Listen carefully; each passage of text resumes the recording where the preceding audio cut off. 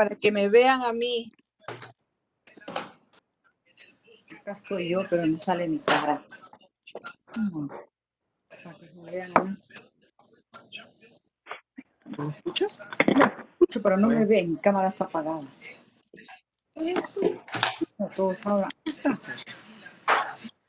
Okay, it is just after 2 o'clock, so I think I'm going to go ahead and get started. Welcome and thank you for being with us on this beautiful Friday afternoon to talk about funding for staff. Such an exciting topic to discuss this time of the week. So right now I have, I like to use the camera because facial expressions comprise much of our communication, so I try to keep it on when possible. But I am going to be switching soon to a PowerPoint to help demonstrate how the utility works, and we'll also be demoing live in the live InfoNet system some of the concepts that I'll be talking about. And, I think because we have a relatively manageable sized group, I'm just going to keep you all unmuted. So if you have a question, feel free to just announce it. If it gets to be a little chaotic, then I may start muting people or if I hear background noise. And so another way, if you are muted, feel free to type in a question in the chat. Mira is going to help me keep an eye on the questions that come up. And I think that covers the logistical stuff. Okay, so we're talking about funding for staff today, and funding for staff is the tool in InfoNet that allows you to link your grant-funded staff to the actual funding sources that either partially or maybe wholly support their salary. This is really important, especially with our new agreement with the city. I'm saying new, but it's probably been in place for a little over almost a year, I want to say. But this is really, really important because if you do not make these connections within your InfoNet account, when Mira and Adriana, when they pull reports to show activities supported by the grant for your domestic violence program, they're going to see zeros. Or if you did it, but you didn't fully complete it, they're going to see numbers that don't fully represent what you've been doing with the grant, all the people you're helping and the services you're providing. So that's why it's so important.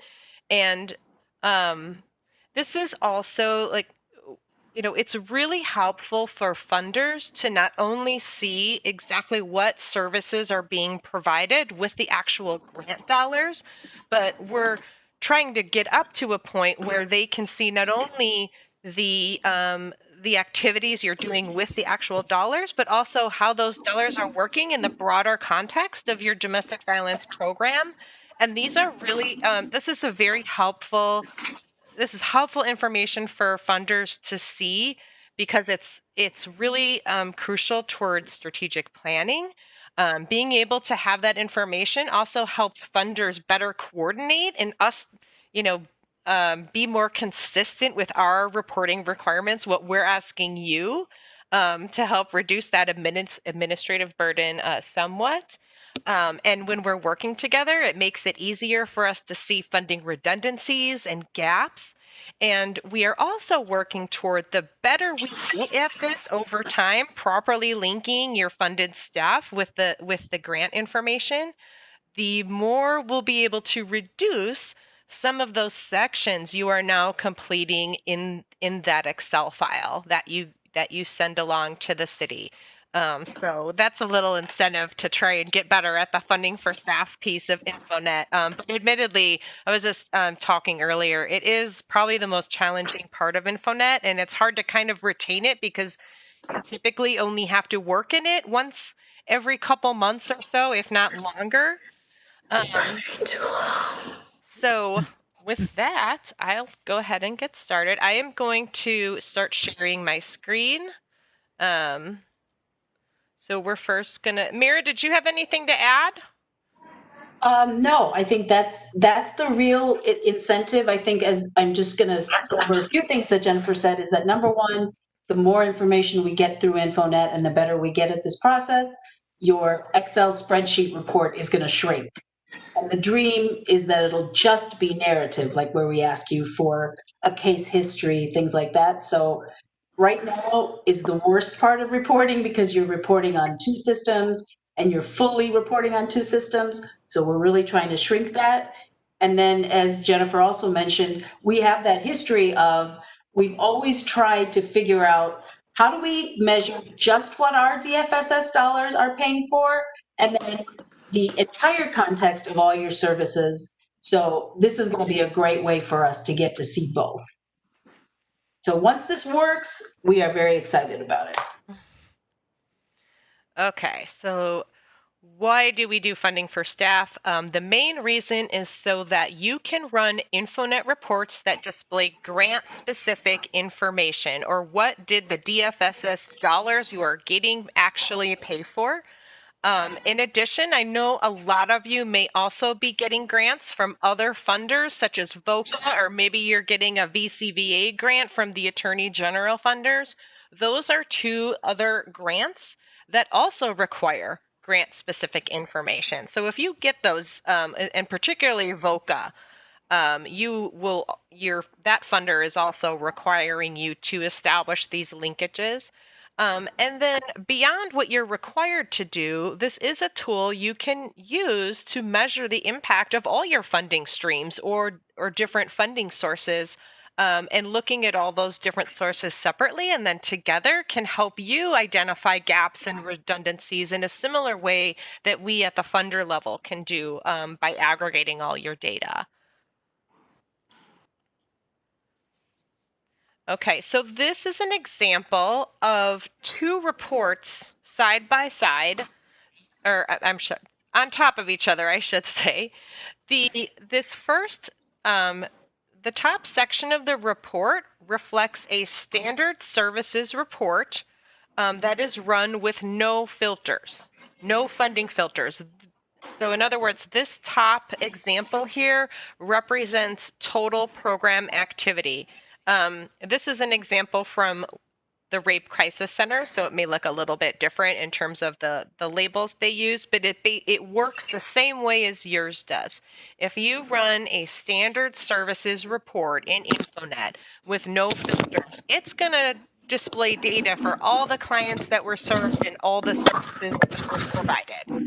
If you look at the bottom, that is the very same report run with a funding or a grant filter.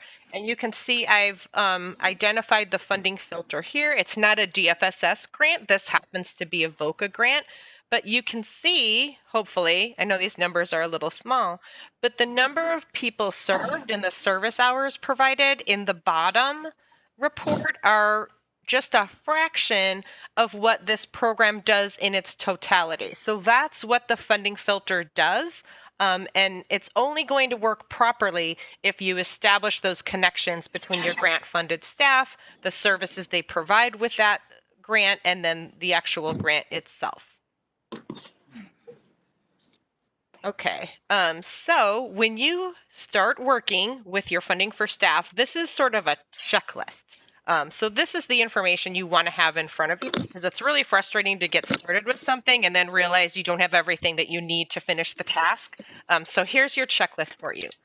You want to have the name of the staff and volunteers that are funded with your city grant. And some of you may be raising an eyebrow at the term volunteers. Volunteers aren't paid, so why would we need them on a funding statement? And I don't know if this applies to any of your city grants. But you, it does. Oh, it does. Okay, so some No, grants. it does not. We don't use volunteers. Okay, okay. Do you have any grants that support a paid volunteer coordinator position? Yes. Okay. So that volunteer coordinator who may be supported with a grant from the city, that's a paid position, and that volunteer coordinator is that person's job is to recruit and train volunteers who maybe do provide direct services. Well, to accurately reflect, the impact of that volunteer coordinator's work, you might want to include the volunteers that person trains and recruits and trains on your funding for staff statement, so those volunteers' work shows up on a report to your funder. So you know, that's why volunteers may be included here, but you certainly want the names of your paid staff who are supported with a city grant. You also want to know how each of those staff people are paid. Maybe they are 100% supported with the grant from the city. Maybe they're only partially supported. In my case, 75% of my time is supported with grants from the Office for Victims of Crime, or VOCA. The other quarter is paid for with the Violence Against Women Act. So this is the similar information you're going to want to know on your funded staff. You're also going to need to know which services are and are not allowable with the grants you are going to establish as linkages for. You're going to need to know the effective dates, and most of the time that's going to mean the start of a grant, or a staff person's start date, or if you're making a change in how a staff person is funded, or what their primary duties are, you're going to need to know the date that that change became effective. And then finally, you're going to want to have some general estimates of how staff spend their service time. And this can be really challenging because I know a lot of you, one day looks completely different than the next, but you're trying to think of it in broader terms over a longer period, like 6 months to a year. What does this person generally spend their time doing? And also, you know, just do your best, because if you later learn that your estimates are off, it can be changed, and those changes can be retroactive, and it's not that time consuming to correct something like that. So don't stress too much about trying to estimate the portions of staff time that are spent on different services. So I just wanted to add two things. One is when that last thing about estimates of how staff generally spend the time. I think a great place where you would find that already done is probably on your budget, because you do have to give a description for each staff person. And then Jennifer, I had a question for you. Sure. Some of our programs may charge part of their custodians staff to the grant, or a receptionist who really has no clinical interactions. Are those people also being linked? Probably not, unless they are providing services, even if it's only once in a while. A receptionist may have to be trained in some crisis intervention while he or she links that person to another staff person. So those services, if that happens even occasionally, I think you should add that person to the funding statement. But any non-service work, administrative work, is not going to be picked up. So if you know that person is 100% doing those kind of other core activities that aren't necessarily service, then you wouldn't need to add them to a funding statement. Okay, thank you. That clears it up, because I didn't know either way to do it. I mean, actually, this might be going off on a tangent, but we did design InfoNet so that it's as useful as it can possibly be. And we always want to hear your suggestions on those things, regardless of your funder requirements. And there is actually a section in InfoNet under the services menu item, and it's called Other Staff Activities. So if you wanted to use InfoNet to track, say, time you spend entering data into InfoNet, some people want to track that. You could create your own other staff activity, and you could call it InfoNet data entry, or fundraising, or whatever kind of activity you want that's not necessarily a service to a survivor or the community. And you could link staff that conduct those activities. You could enter those activities that they do, and you can run your own reports. That's optional, but it's just one way you can use the system to be more all-encompassing and useful for your own internal planning and decision making. So if anybody's interested in more information about that, definitely reach out to me, because I'm happy to help you figure out some ways you can do that. And if you get enough requests, we might do another webinar. Mm-hmm. how to get useful data out of InfoNet. Certainly. Okay, so moving on. Okay, we've had some questions. Are there any other questions so far? We've just kind of gone over the foundational principles of funding for staff, and we'll be getting into the more mechanics of it next.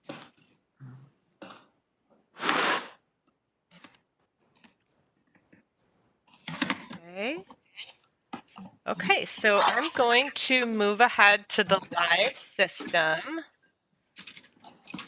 And I'm going to log into the training site.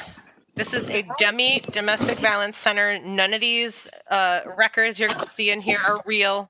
They're for training purposes only. And I want to mention this is also available to any of you if you wanted to use this site for a new staff person. You could log into this and have them play around in InfoNet without worrying about messing up your real data. You could have them just log into this screen as the username and the password are both DV training, all one word, but you do need to remember the password is all uppercase. And if you log in as the training site, you can enter clients, you can enter services, nothing real, of course, you should enter in there, but you can play around and explore InfoNet without worrying about making any mistakes with your actual data. Okay, so I am logged in as the dummy center, and to get to funding for staff, you want to click on the settings button at the top and then funding for staff. And by default, it will take you to your most recent funding statement. In my case here, it is the funding. I use the term statement. When I use that term, I really mean the date of the funding information that I'm looking for. The date here is January 1st, 2020. These are all the staff who are linked to my January 1st funding statement. It defaults to the first person listed alphabetically. And because this person is displayed here at the top, this is Bob Barker. All the services I see here are services that Bob Barker provides. And if I want to know how these services are paid for, I can click on this little arrow on the far right. If I click on it for civil legal advocacy, OP, this tells me, oh, look at this. 100% of Bob Barker's time when he provides this service is supported by a city legal advocacy and counseling grant. And some services may be funded with the same or a different grant, but you can always click this arrow to see which grant or multiple grants support any one of these services. And so this whole page is telling InfoNet, as of January 1st, 2020, this is all the funding information that was in effect from that time to the present day. If I want to look at funding information from an earlier period, I can click on this arrow here in the date issued field, and I can see these are all my previous statements.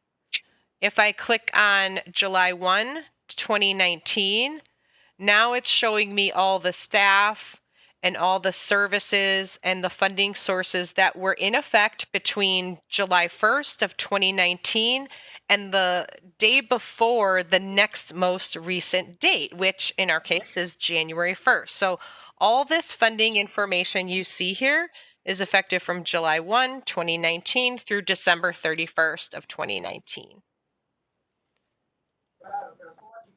I'm sorry, I just want to double check. You're saying that because you put that filter 7/1/2019, the information it's giving you is only for the rest, for all of, from 7/1/2019 to the end of 2019 or to the current date?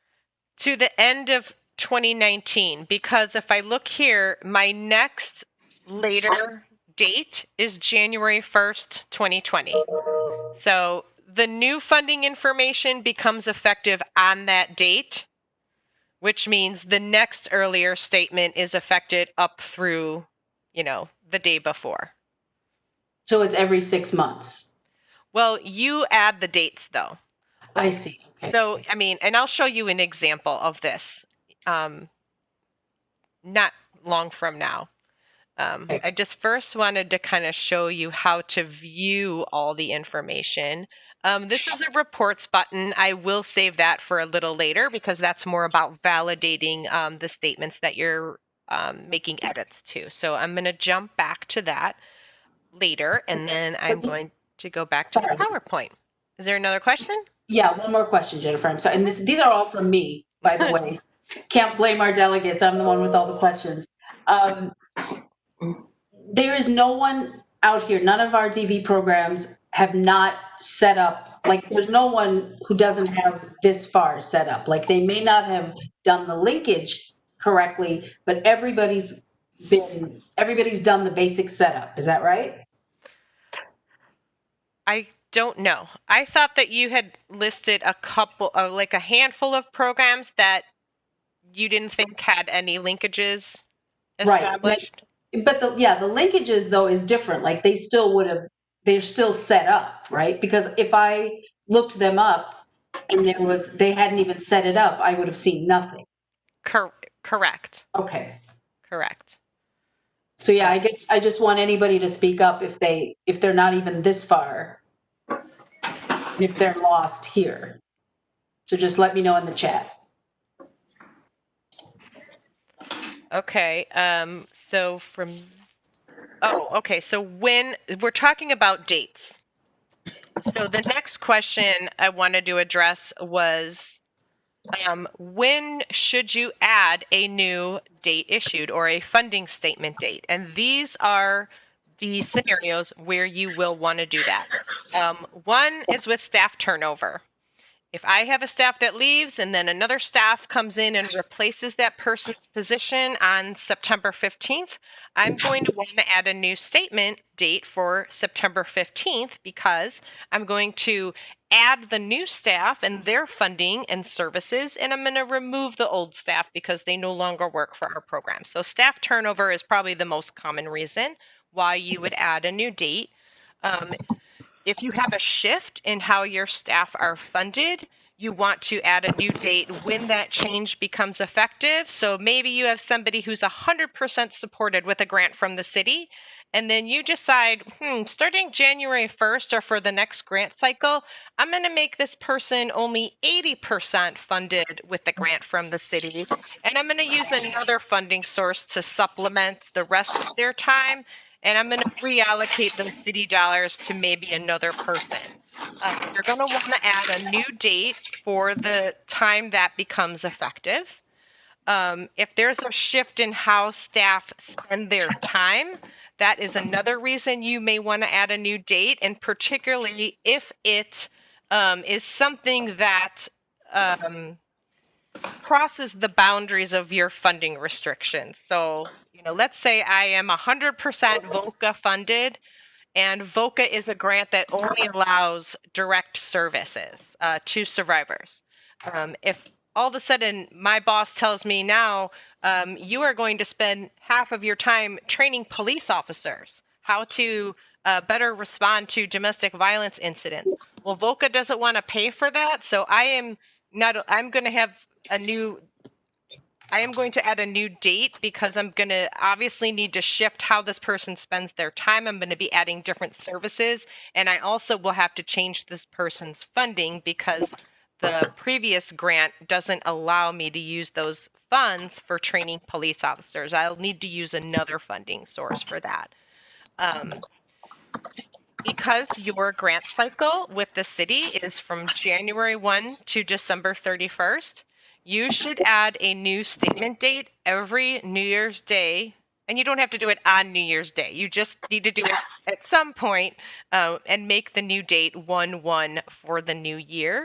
And that you should do that even if there are no changes in staff or funding or anything like that. You want to do that because that ensures you're going to always have a clean grant cycle of information. So always add July 1 or January 1, regardless. Even you may not need to make any changes. You just need to add a new date, and it will bring all that information forward to the new date.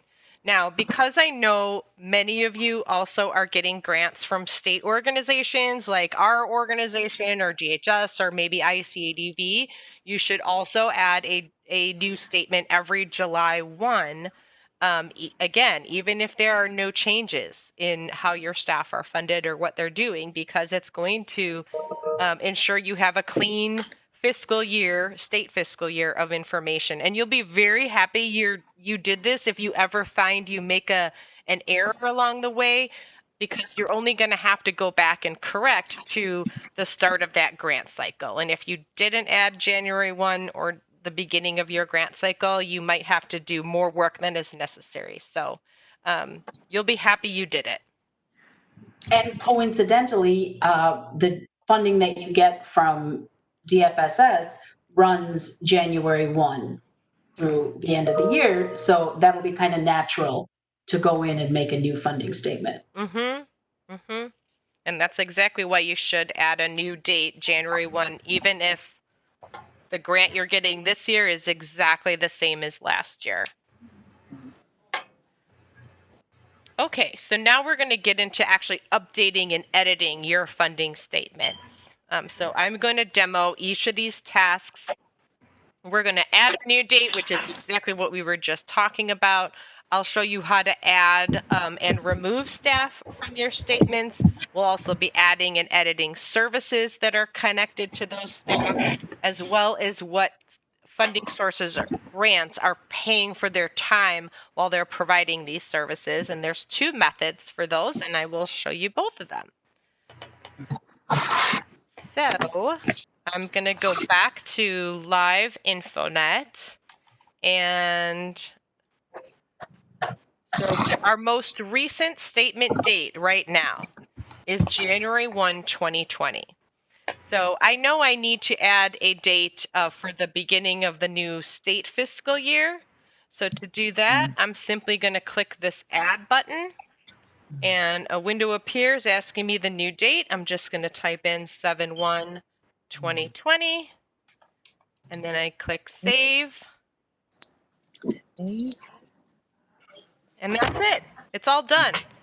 InfoNet took all the funding information from that January 1 date and brought it forward to this new July 1 date. So all I have to do from this point is make any edits that may have become effective July 1. If there have been no changes, this is all I need to do. I am done. Okay, so adding and removing staff from your statement. So it is now September 25th, right? So I want to add, I have hired a new staff person recently, but I have yet to add this person to my funding statement. And I'm going to want to do that. And to do that, to see who's on your statement, you click this drop-down menu. The staff I want to add is not on here, so I am going to click this Edit Staff List button. And the staff person I want to add is Ruth Bader Ginsburg. So what this is showing all the active staff as of July 1, 2020, after I click that button. All it's first going to show you all the staff that are on your current statement, and you'll see check boxes next to them. And then following are all the unchecked staff and volunteers that are active, but they're not on your funding statement. So if I just hired Ruth Bader Ginsburg and I want to add her to my statement, well, gosh darn it, I don't see her. She should be right here because it's an alphabetical list. So, and this is a common problem. We get this call quite often. So this was intentional. So what do you do when you're trying to add a person and you don't see them on the list? I'm going to close this box. I am first going to make sure you want to ask yourself two questions. One, did I even add this new person as a personnel in InfoNet? Well, let's see. I'm going to check my personnel records by clicking Settings and then Personnel Information. And Did I add Ruth Bader? Oh, there she is. Okay, so I did add her to InfoNet, so that's not the problem. The next thing you want to check is, when is this person's start date? Well, if you look at Ruth Bader Ginsburg, her start date is September 1 of 2020. That is my problem. So going back to my funding statement, funding for staff. The reason why it's not letting me add Ruth, my new staff person, is because my statement date is for only July 1. Ruth was an inactive employee July 1. So to properly add her to a funding statement, I am going to have to add another date. So I'm going to go ahead and click this add button again. And I'm going to make this date the same day that Ruth started. So 9/1/2020.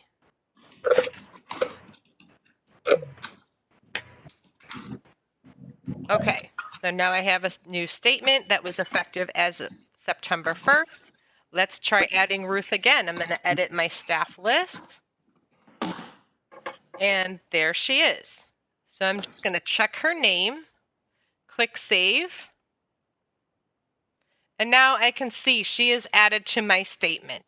And she is listed as the very first person because, again, it's alphabetical. Okay, so now that we've added her to the statement, the next step is we have to assign her some services. So to do that, I'm going to click this button, Assign Services. We don't see any services here beneath her name because we just haven't done that yet. So I'm going to click Assign Services. And these are all the services that are available in InfoNet. Some are shaded that pale yellow. That means that those are services that are direct to survivors. Those shaded blue are more community services like outreach and prevention, training. And then there is one service that's shaded pink, which is the hotline, because that's sort of a service to survivor and the community. So it's in its own category. So I'm going to say that my new staff person does civil legal advocacy, in-person counseling. In fact, I'm going to do all the advocacy services. We'll do all the counseling services. Housing, we'll throw in children's counseling, legal advocacy, life skills. Okay, so those are the services I am now assigning to Ruth. I just check them and then I click save. And so here we now have a list of services that she is going to provide. Notice here under the percent column, all of these services are showing a 0. That means they have yet to be funded with anything. We know that these services are provided, but we don't know how these services are paid for. So now we're going to assign funding to these services. And there's 2 ways to do that. One way, I also call it the long way because it does take longer, but it's sometimes necessary if you have different grants paying for different services. If I want to assign a funding source to Civil Legal Advocacy OP, I just click this little arrow to open up the funding source section. Here is a funding source button. I'm going to go ahead and click on it.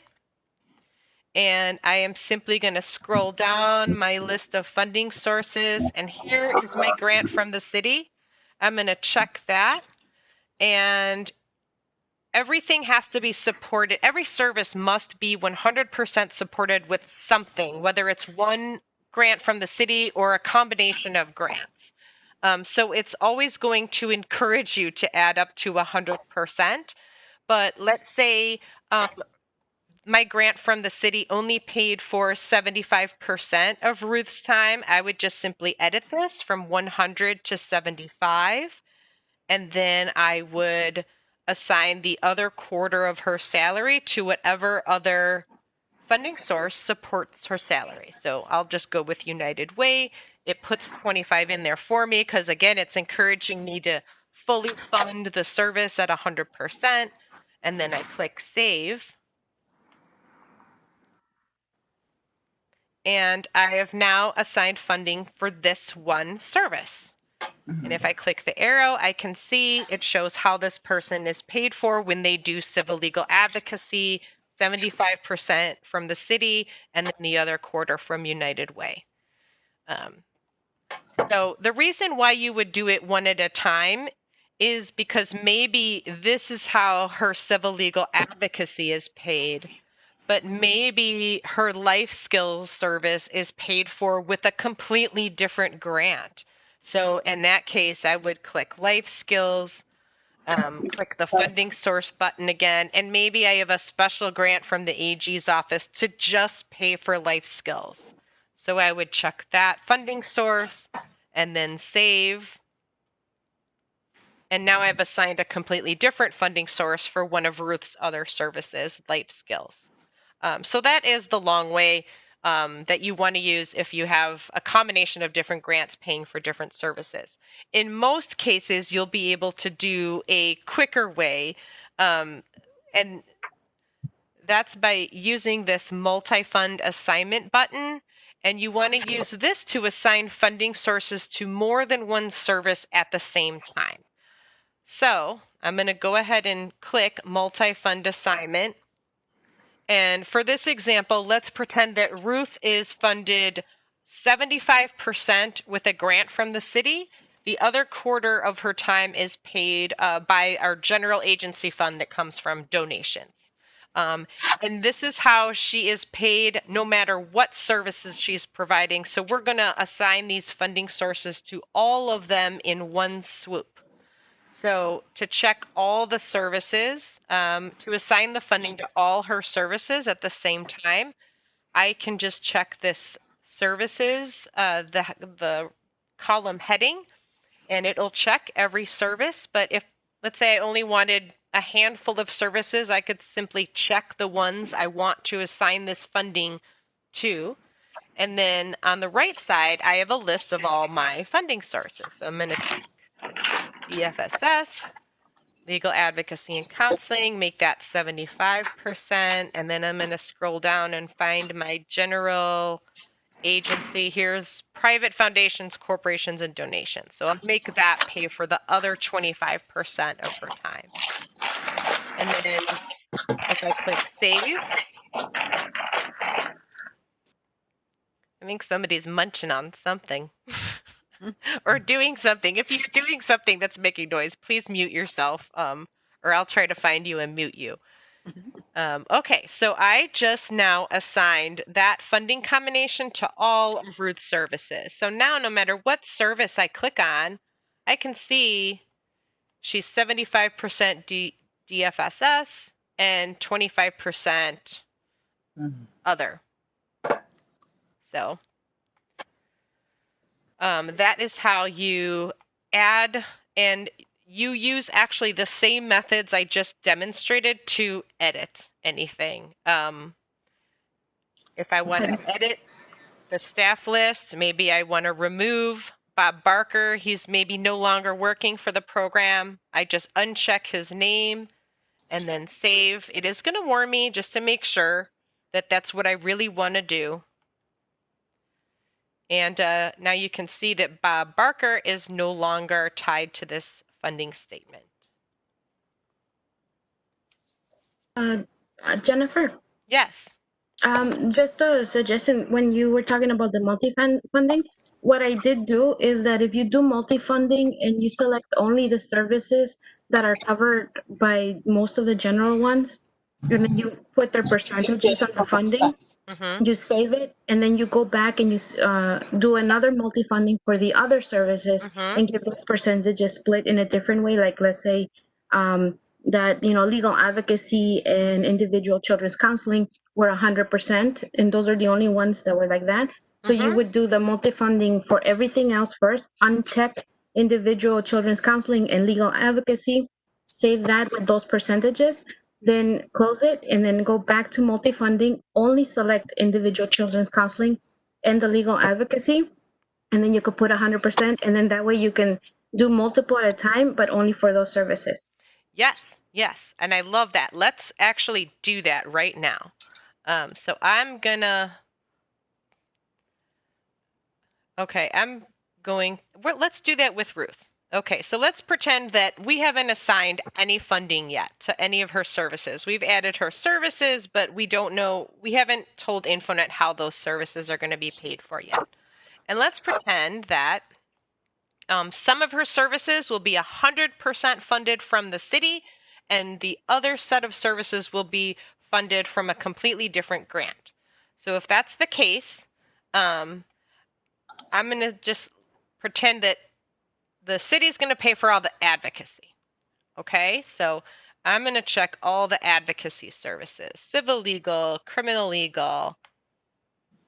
I consider these the 3E assistance categories, forms of advocacy too.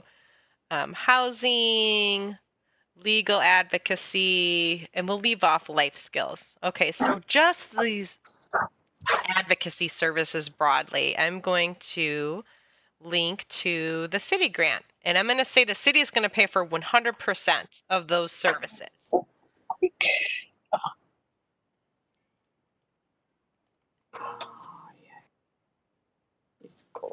Okay, so now when I click on any of the advocacy services, it's showing what I just did. The city pays for that 100%. But when I look at one of the counseling services, it's still under the old funding assignment that I did earlier. So let's change the counseling so that a completely different grant pays for that. So I'm going to use Multifund Assignment again. And this time I'm going to click the non-advocacy or the counseling services more generally. So I'll select family counseling, individual children's, in-person, and then life skills, since we didn't check that last time. And let's say we'll make VOCA pay for those services. And once I save it, now you can see the advocacy services are still paid for by the city, but the counseling services are paid for with VOCA. So yes, you can certainly use multi-fund assignment to not only assign the same funding to all the services, but any group of services. As long as you want to assign it to more than one service at a time, you should use that multi-fund assignment button instead of the assign or the long way where you just click and do it one service at a time. Did that address your question? I forgot who asked it. I wanted to say it was Andrea, but I could be wrong. Oh no, I was just telling. Yeah, it was my comment because that's what I do. Okay. I kind of accidentally found it. Okay, super. Okay, I'm going to go back to the PowerPoint briefly. We already went over this. When you're trying to add somebody, they're not in the list. These are the two things you want to check. Also, this is being recorded, so I can send you all the link of the recording as well as the PowerPoint if any of you want to see have the slides as a resource for you. Okay, so some hints. I'm going to demo a couple of these for you. There is a field in InfoNet called Match Services For that comes in really handy when you have a person that resigned and then you hire another person to take that same position. I'll show you how to do that in a moment. It's nice and quick. Also, you want to be aware that if you realize that an error was made at an earlier statement date and that error or whatever correction you need to make is also effective through today, you're going to want to edit not just the earlier statement, but all the subsequent statements until you get to the present day. And if that was confusing, I will demo that in a moment. Also, if any of you have multiple locations, for example, you have a parent center and then you have one or two or more satellite offices that you provide services from, And you also have different InfoNet logins for those locations. Remember that funding for staff is specific to each location. So if you have one parent center in downtown Chicago and then you have a satellite office in one of the suburbs, those are two funding for staff utilities you're going to need to maintain.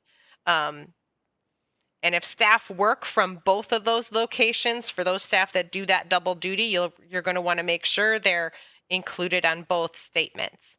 And finally, I don't know if any of you are dual DVSA programs, and you're required by ICASA to do funding for staff, and you have staff that are working for both programs. That can get kind of complicated. If you're comfortable with funding for staff, you can feel free and go ahead and edit the information, to reflect your program. But if you need help with that, please reach out to me, because I have helped multiple programs with that kind of situation before, and it does require a couple extra steps to make sure you're best representing program activity from both.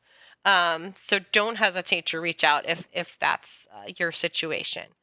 So I'm going to demo these first two for you. First, match services 4. Okay, so I am going to add a new staff person again. I'm just going to pick anybody. Look at that. I have 2 Bob Barkers. So let's add one of them back. I'm going to check Bob Barker.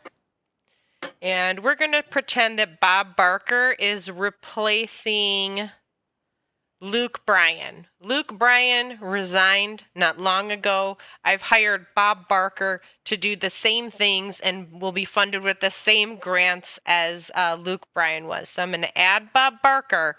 I'm not going to remove Luke just yet, and you'll see why. So I'm going to save. And so now I should have Bob Barker on my statement again. There he is. So I'm going to click on his name. And we have no services, no funding linked to him. So I need to do that. I'm going to click Assign Services. And see this Match Services 4. Remember, he's replacing Luke Bryan. So I am going to click in this Match Services 4 field and just select Luke Bryan. And then click Save. And all Bob's funding information is done. He's got services. When I click on his services, he's got funding tied to it. So it's a nice little shortcut when you have one staff replacing another staff. Now that I've used Luke Bryan's record to duplicate the same information for Bob Barker, I'm going to go ahead and edit staff again. And now I can remove Luke Bryan from my statement. Okay, so that was the Match Services 4. Now, talking about editing earlier statements. So I have a September 1st statement, and you saw earlier I also have a statement that was effective July 1. So this July 1 is effective from July 1 through August 31st, because my next statement is September 1st. Well, what if all of a sudden I realize, oh Lord, I totally forgot to add a staff person that started back July 1st. Well, I'm going to want to pull up my July 1 statement, and I'm going to add that person. We're going to pretend this person just started on July 1st, so we don't have to deal with the date issue. So let's say Kathy Bain started July 1, but I forgot to add her back then, so I'm adding her now. I'm going to check her name and then click Save. And then there she is. I'm going to assign services and funding to her. For the sake of time, I'm just going to use this shortcut again. We'll mimic Jennifer Whitman's services and funding. Okay, so I have just added Kathy Bain to July 1. Now, if I go to September 1st, or my most recent statement, notice Kathy Bain is not there.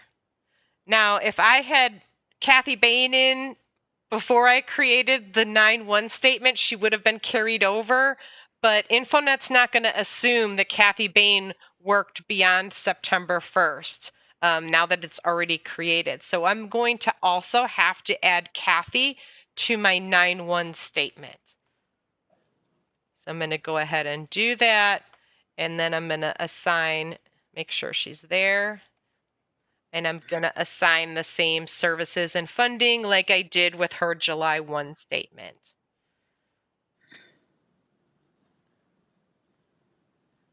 So the nice thing is if you realize that you forgot to add somebody or forgot to change a funding source, it's always correctable. So there's no need to totally stress out about it. It just, the longer it takes you to recognize that error, it's going to result in more statements that you're going to have to correct. But you know, if you need the help from us, we're happy to provide it. You just reach out and we can help you, you know, clean that up, whatever's going on. Okay. Any questions so far about editing or working with funding for staff?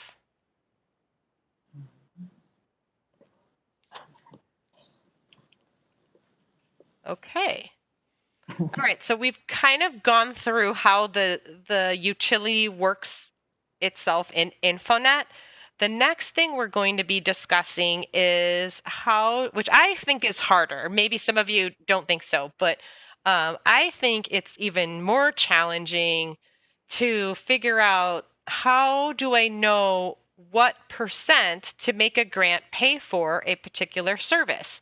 Some cases it's really easy. If you have a staff person who's 100% funded with one grant, that's a relatively simple process. But when you have staff that are funded with 3 or 4 or sometimes more grants, and all these grants have different strings attached to them, it can get pretty complicated. But there is a formula that can, I think, help make this a little easier for you. There is a formula to help you manage all this information in funding for staff. And the formula is, the numerator here is what portion of this person's salary is supported by a particular grant. And then the denominator is what portion of this person's time is generally spent on services that are fundable with that grant or eligible services. So you're going to want to apply this formula to more restrictive funding sources first, and the more flexible funding sources, like if you get money from DHS, that's, I think, pretty much more flexible. You're going to want to save that for later so you can use it to fill in the gaps that the other more restrictive grants don't allow you to do.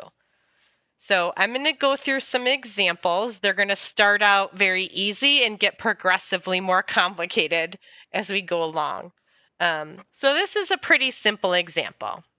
We have a staff who is 100% funded with a grant from the city, and this pie chart here represents their salary. You can see 100% a DFSS counseling grant.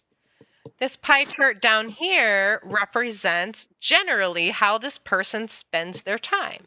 And it's showing that about 70% of their time is spent, and this is service time, doing in-person counseling, while the other 30% this person spends doing phone counseling. You want to know the restrictions. This is a counseling grant from the city, so it can be used for just those services. And in our case, this person does exactly those services, so that's a good thing. We know the grant can pay for both of these things that this person does. And so here is our outcome. 100% of both the services this person provides are going to be 100% supported with the DFSS grant. Now, this is not something you would probably use the formula for, because you would just do it, you just instinctively know, but the formula does work in this situation too. So when I do break that down with the formula, here's my numerator. how much of this person's salary is supported by the grant? It's 100%. That's why we've put 100% as the numerator. What portion of this person's time is fundable with the grant? Well, we know it's all counseling work, so 100% of the time is also fundable. Well, 100 over 100 is 1 or 100%. So the result, this is what the funding statement is going to look like. You'll have two service categories under this person's name, and they are both going to be paid for with this city counseling grant 100%. Okay, so we're going to kick it up a notch and do something a little bit more complicated. So now we have a staff person who is funded with two grants. One grant is from the city, the same counseling grant, at 50%. The other half of this person's salary is paid for by a DHS grant. So now let's look at how this person spends their service time generally. And it's the same as it was in the previous example. We've got roughly 70% in-person counseling, 30% phone. So when we do apply the formula, which I'll show you in the next slide, this is the outcome. It's showing us that for both counseling services, they're going to be split 50-50 between both funding sources, considering the restrictions. So when we apply the formula, and you always want to work with the more restrictive grant first. In this case, it's the counseling grant because it pays for counseling. What percentage of this person's time is supported with that counseling grant? Well, we know it's 50%, so 50 goes up here. What percent of this person's service time is fundable? Well, we know, again, this person spends all their service time counseling. So 100% is fundable with this grant. 50 over 100 gives us 50%, and that tells us that for both services this person provides, the city counseling grant is going to pay for 50%. DHS is going to pay for the remaining 50%. So this is what the statement is going to look like. Okay, kicking it up a little bit more. Now we have a staff person who's funded the same way as in the previous example, but how they spend their time is a little bit different. This person still spends about 70% of their service time doing in-person counseling, but the other 30% is spent doing prevention services to the community. So what are the restrictions in both these grants? We know DHS can pay for that prevention work, but the city counseling grant is not targeted toward that type of work. So we don't want to use the city's grant to pay for prevention, especially the city counseling grant. So keeping that in mind, this is the outcome and how you're going to want to break down the counseling service in your funding statement. 71% of this person's counseling is going to be paid for by the city, the remainder by DHS. And I'll show you why that is because we're going to plug in the formula. So here we have the formula. And again, of the two funding sources, the city counseling grant is more restrictive, so we use that first. 50% of this person's salary is paid for by DFSS. But we know since this person spends only 70% of their time doing counseling, only 70% of their time is actually fundable with this particular grant. So 50 divided by 70 gives us actually 71.4%. InfoNet will force you to round to the nearest whole percent number. So you would enter into your funding statement. In-person counseling, that is going to be paid, 71% of that time is going to be paid for by the city counseling grant. And then the remaining part of that, again, counseling time should be picked up by DHS. And then when we add the prevention services to the InfoNet funding statement, we're going to assign DHS to pay for 100% of that because the counseling grant doesn't pay for prevention services. So sometimes when I show this for the first time, people, some may become a little hesitant thinking, well, if the city grant only pays for half of my salary, how can I get away with assigning it to pay 71% of my counseling?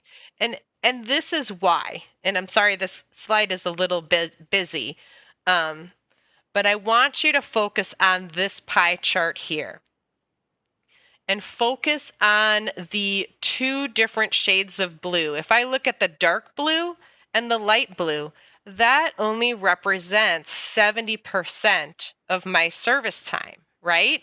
The other 30% is spent doing prevention work. Now, if we focus on the dark blue portion, that is what is paid for by the city. And if you look at that, that is roughly 71% of all the shades of blue, right? This looks like it's pretty much covering about 2/3 of only the blue section. And you also notice it represents about half of my service time. So you are actually giving the city a more accurate representation of what their grant dollars are paying for by assigning them to pay for 71% of your counseling work. You want to think of it as a portion of a portion, and that's why it's more appropriate because it's going to give you a better representation of what the dollars are paying for, and you're not going to shortchange yourself. If you think about if you added in-person counseling to your InfoNet funding statement under your city staff person, if I just take only this blue section and divide it roughly in half, that is going to only count maybe 1/3 of this person's total time. So you'd be shortchanging yourself and not truly representing all the work that you'd be doing with those grant dollars. So this really helps you be more on target with what your different grants are actually supporting.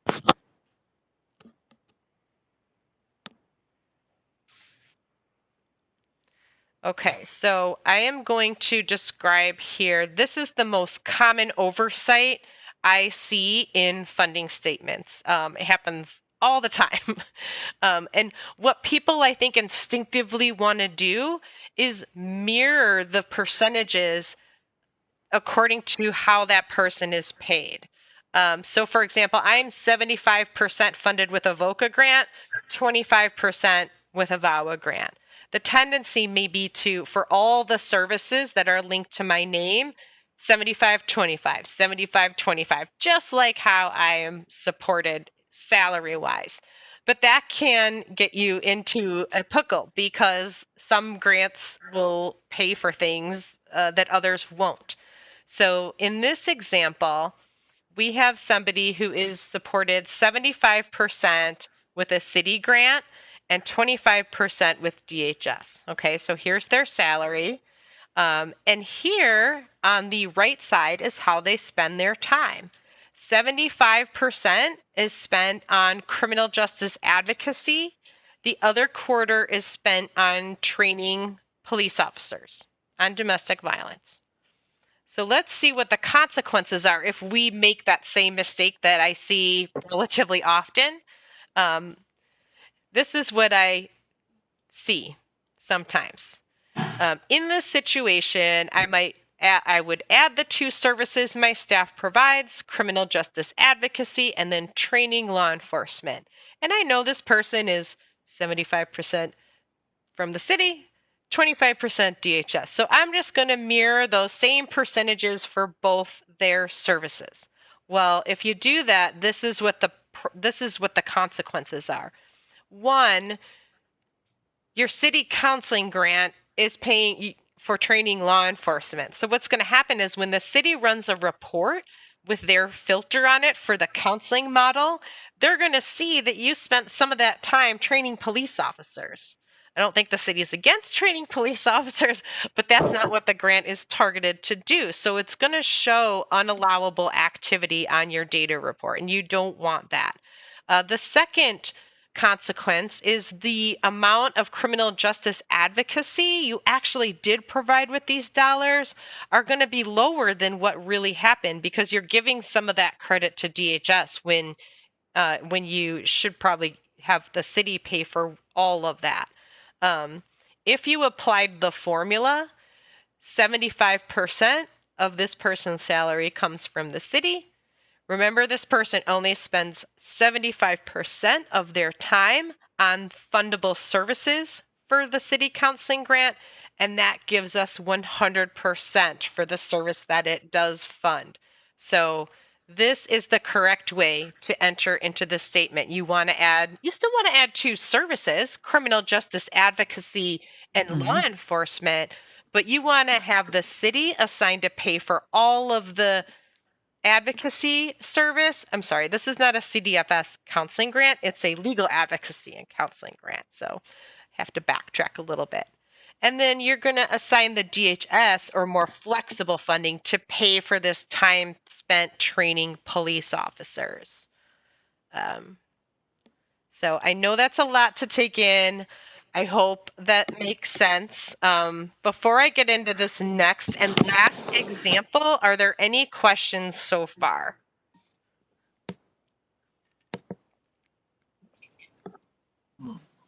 Okay. I'll review the last example then, because this is another kind of pickle you might find yourself in.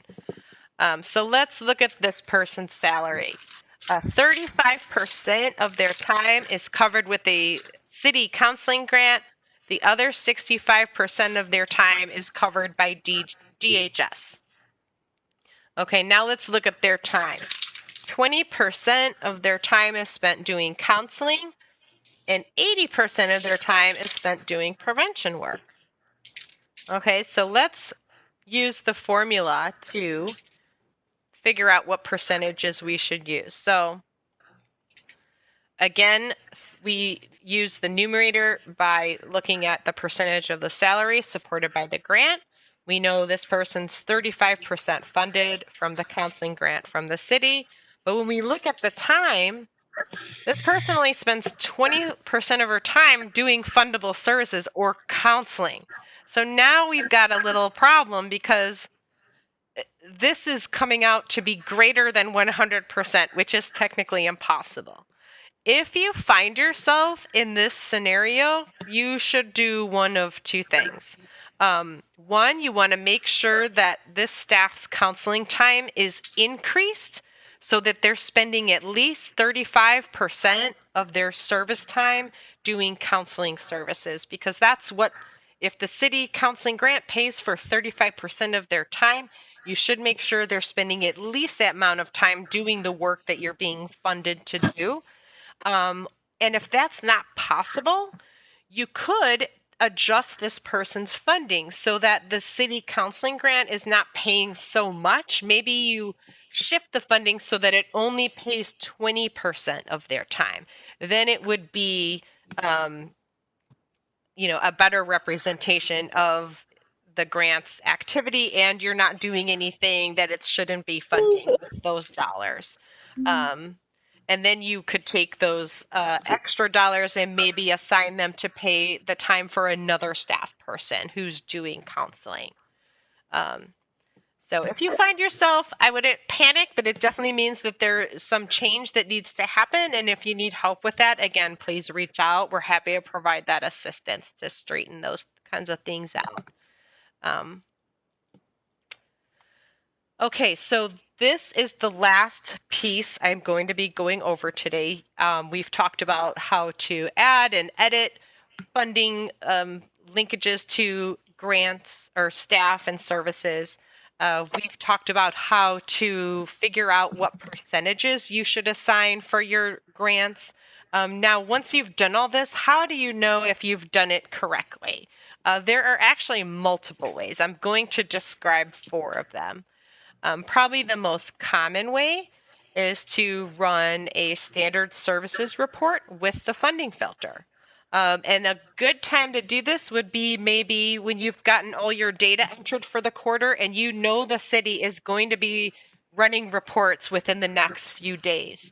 You can run the same report they're going to see, and then you have time to make any adjustments if you see anything that looks a little hokey. So I'm going to go back to InfoNet and show you. I'm going to have to log back in again because it's been more than 30 minutes. So DV training. Oops, this has to be all uppercase.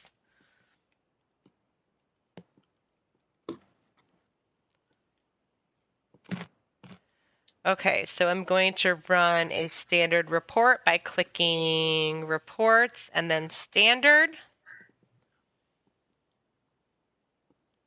And then my date range, you would typically use last quarter.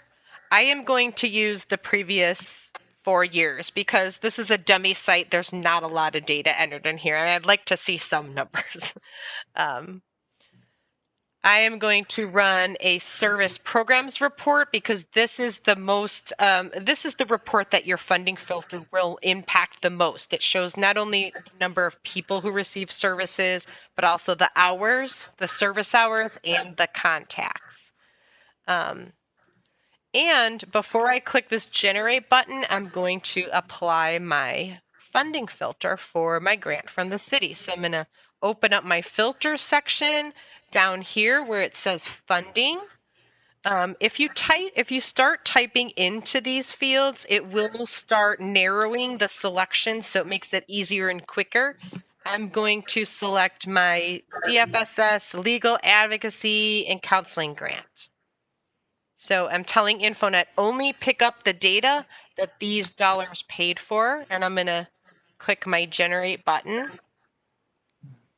And now I'm seeing a report that's filtered for just this particular grant, showing all my services, my grand totals. So you want to look at this, run the same report with your funding filter and see if it makes sense to you.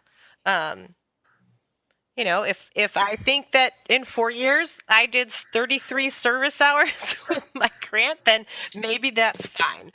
Your numbers are probably going to be higher than this, but again, it's the training site. So yeah, just take a look at this and make sure the numbers make sense. If they don't, you're going to want to do you're going to want to dig a little deeper. So the next thing you could do, and let's say that is the case, you see something that looks like it might be off, and you want to better understand, okay, if this is my InfoNet report, maybe they look low, and you're trying to figure out exactly what records is this actually counting. Well, another step you can take in standard reports, you can run the same exact report with one small change, and that's up here, output type. By default, this is always going to say HTML, and that means just a basic web page. You can change this to different formats. I am going to select the CSV output type. And again, I don't need to change the dates, the report. I'm going to leave that filter on, and I'm going to click generate. And this is giving me the same report, but at the record level. If you look here, I've got a little Excel file that's coming up here. So I'm going to go ahead and click on it. And you can see all the different services my report is counting. It even gives you the client ID number, the client type, what service, how many hours, the dates. So this is going to help me maybe identify, oh my gosh, I don't see any family counseling on here. I must not, or no, there's a family counseling. I don't see any, you know, whatever the service category is. It's going to help you easier identify where the problem might be. Now, one piece of information this report does not contain is the staff name for who provided each of these services. So if you do need the staff name, you can add staff filters here in addition to the funding filter, and then you'll know that those are only services provided by Luke Bryan. I'm not going to do that in the interest of time, but that is another another piece you could add to your report if you needed to know the staff. Okay, so those two are demonstrated. Another helpful tool for checking to see that your funding connections are up to par is running a management report. It's got a long name, Management Staff Client Service Information Report. So I'm going to demo that for you right now. Management reports generally allow you to pull record level data or more detailed data than your standard reports do. So to get to your management reports, I'm going to click Reports and then Management. And then I'm going to select my date range. Again, I'm using probably a much larger range than you would. And the report I'm referring to is this one right here, top report in the middle section, staff client service information. That opens up some other options for me here. In the column selection, this is just asking me what pieces of information I want in my report, and I'm going to say staff, service name, and hours. You could do date if you wanted real high level detail, but I think most of the time this alone will help you figure out where there's a problem, if there is a problem. I'm going to group by staff and then service name, which just means it's going to sort by staff first and then the service name alphabetically. And then finally, I am going to add a funding source filter for my grant. So again, if you start typing in, it makes it a little easier to select. I'm going to select the city's legal advocacy counseling grant. And then when I generate, it lists the staff, the services. I can see the number of contacts here with the number in parentheses, and then the number of service hours. So this is going to help me, probably quickly identify where my problem is. If there is a fifth staff person funded with this grant and I don't see them on here, that probably means I never added them or linked them to the city's grant. And that's why my numbers are lower than I would expect. Okay, so the last thing I will show you is those funding for staff reports that are right on the funding for staff page that I referenced earlier. And those won't show you data necessarily, but they will show you all those staff, service, and funding information in a more at-a-glance way than the page allows you to view quickly. So I'm going to go back to InfoNet for the last time. I'm going to go back to funding for staff, clicking services, and then funding for staff. So if I'm trying to examine why my numbers are low since January 1, I have a September 1st statement. That's probably I'm going to have to do a lot of clicking around, right? I have all these staff, then I have to click each service. That's too much clicking to really have a good sense of what's going on. So that's why we have these report buttons here in InfoNet. If I click this report, let's say I wanted to have an at-a-glance view of just my funding information on the 9/1 statement, I'm going to click this first option, Selected Funding. And this gives me all the staff that are tied to my 9/1 statement. It shows the name, all the services, and what grant or multiple grants pay for that service. So it's easier for me to just scroll down and see all this information than to do all that clicking around. And when you generate these reports, you can save them as PDFs or view them, making them a lot easier to store as well as to print.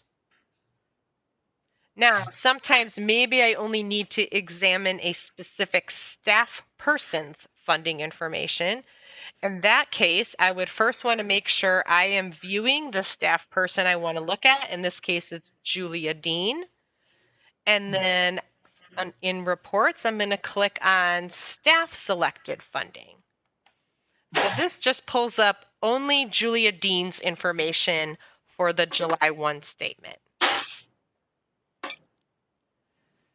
Now, stepping back a bit to what I said earlier, if I need to examine all my funding information going back to July or January 1, then I'm going to want to use these history reports. So I'm going to go ahead and click on funding history. And if I have to go back to January, that means I have 3 statements since then. I have September 1st, July 1, and then January 1st. So I'm going to check all 3 of those dates. And then when I click the select button, now I've got a report. I can easily scroll down. It's pretty long because it has 3 statements of information, but at least it's something I can scroll down and find what I need instead of doing all that clicking around. It lists the oldest statement first, which is January 1, then the staff that were tied to that statement, services, funding sources. It'll go through all the staff on that January 1 statement.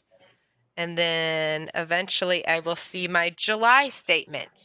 Same order. And then last, it will show me my September 1st statement. And if you use the edit, if you open this as a PDF and you use the find tool, you can look for terms that you're trying to identify, like a service. I'm looking for legal advocacy, or I'm looking for CDFSS funding sources, and that'll make it easier for you to figure out where something may be going wrong. And then the last report you can run on this page is the staff funding history.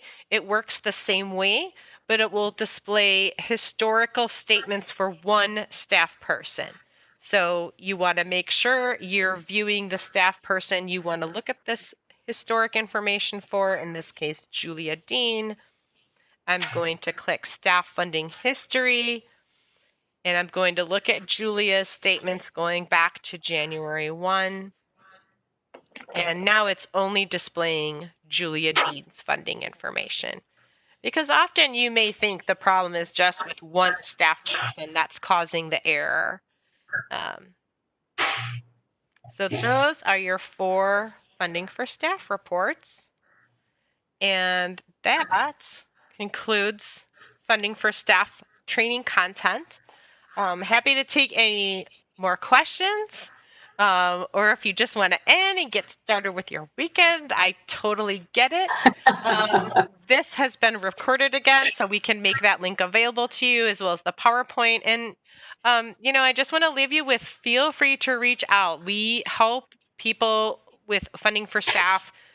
Often, again, it's probably the most challenging piece of InfoNet, but I think it's really important to have a good understanding of where your grant dollars are going, not just for the city, but any other grants you're getting too, and just help you get an overall sense of what is being done with different funding streams. Criminal justice. Thank you, Jennifer. That was very helpful. I learned a lot. Good. Glad to hear it. I feel like did somebody just type a question in the chat? Not that I see, no. Okay.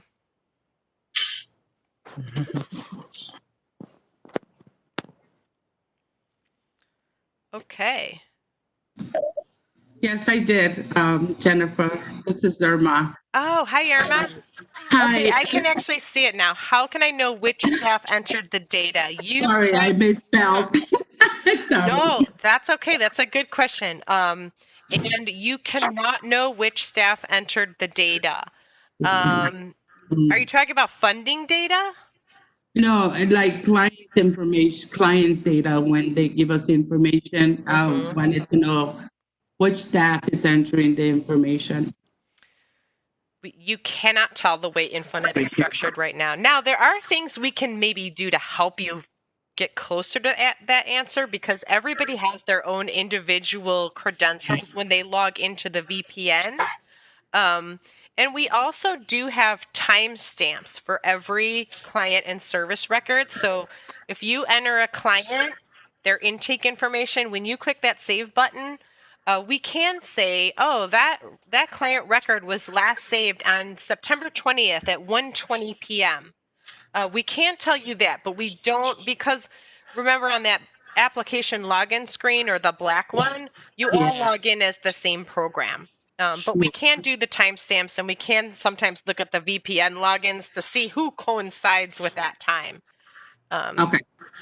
Thank you. Also, we can, if you wanted to restrict this funding for staff section from staff, because really this should only be worked with by people that have the knowledge of who's funded with what grants. You don't want everybody necessarily messing around with that. We can set it up so that this area is restricted for some staff. Okay. Thank So you if so you much. have that need, please let us know. Okay. Jennifer, a quick question. When it comes to clients that were previously closed, let's say a few years ago, and then they return with a different case or different ID, well, not the same ID, but we have to reopen their case, let's say 5 years from the last time, is the system still counting them as ongoing, or is it going to count them as new? It's still going to count them as ongoing, because new clients are based on people that were served for the very first time ever. So if you have a need to, like, we do some custom reports for some programs, and a couple of them we do this for every month because they have funders that require it. If you have a funder who requires you to report according to a different definition of new, they want new according to their funding cycle, we can help you do that. So please email the InfoNet help, and we actually have queries already written. So it's really not not too much effort on our part. And that is also something on the to-do list to give you the functionality to be able to do that on your own. Okay, thank you.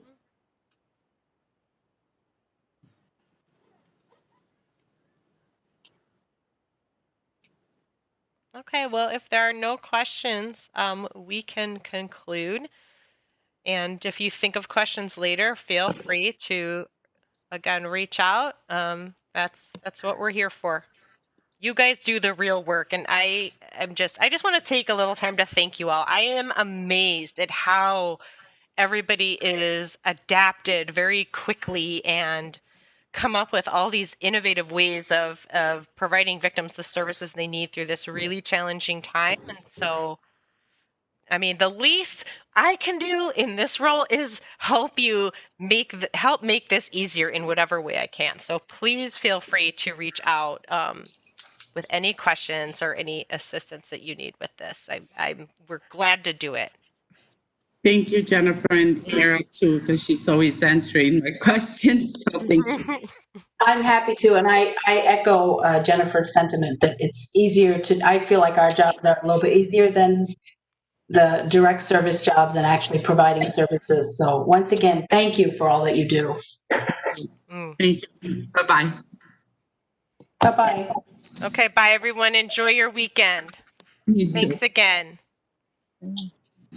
Jennifer, when will the recording be made? Bye, thank you. I'm stopping the recording. Oh, I need IT help with that, but I should be getting that maybe within a week. Awesome. Thank you. Okay, you're welcome. Thank you, everybody. We have the access to the presentation. Yes, I'll make the PowerPoint and the recording available. Oh, thank you. I'll send those to Mira, and then I'll have her send that out. Okay, thank you, Mira. I'm waiting for the presentation video. Thank you. You're welcome. Bye. Bye. Bye. Bye, Mira.